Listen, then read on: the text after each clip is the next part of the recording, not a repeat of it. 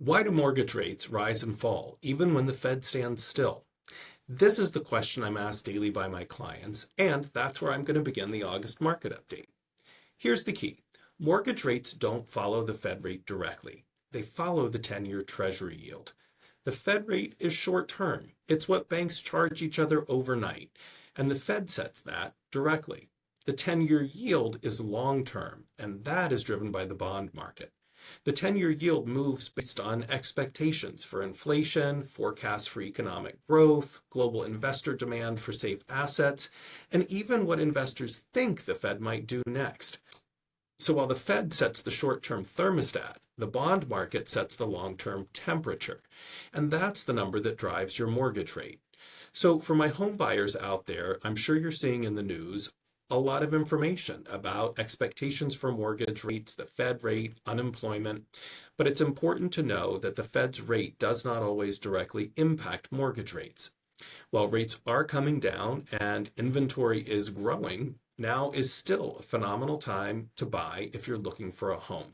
For my home sellers, what I want to reinforce is that listings are growing week over week and month over month. So buyers now have more choice. So as a home seller, really preparing your home for market, working with me to make sure that we have examined and explored every opportunity for you to value up, and that we've really prepared your home from an inspection perspective to be listed is still critical and key.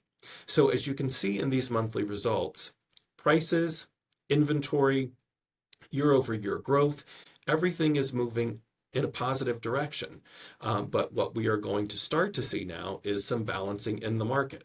For buyers, you're going to have a little bit more time and certainly more inventory to choose from. For sellers, you need to expect to be on the market a little longer. We have really moved past a cycle of just a weekend of a listing being available for sale, and we are now seeing really on average a couple of weeks. Now, keep in mind, a couple of weeks to sit on the market is still a tremendously shorter amount of time than before, really when the COVID market sort of happened and exploded. So as you're heading into the fall, what I want to just underscore from August's recap is that buyers definitely pay attention to what's happening out there with labor, jobs reports, and certainly really begin to familiarize yourself with that 10-year yield. That's what's going to impact your mortgage rates more than anything. But continue to get pre-approved.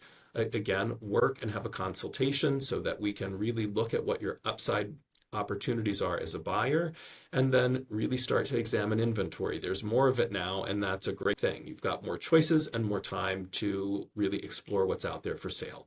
And sellers, again, I just want to underscore your home really does need to be prepared. It needs to now stand out. There is more inventory on the market available for buyers, and we want your home to stand out in the right way. So whether you're looking for buying or selling, please know that you can always schedule a consultation. For buyers, I really work with you to explore what your upside method is.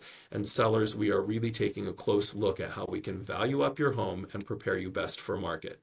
Again, stats here for the towns where I really focus. But if you don't see your town here, you can always reach out. I provide that report. And please know that I list and sell homes all throughout northern New Jersey. So whether you see your town here or not, we're certainly familiar with your area and can help guide you through the buying and selling process.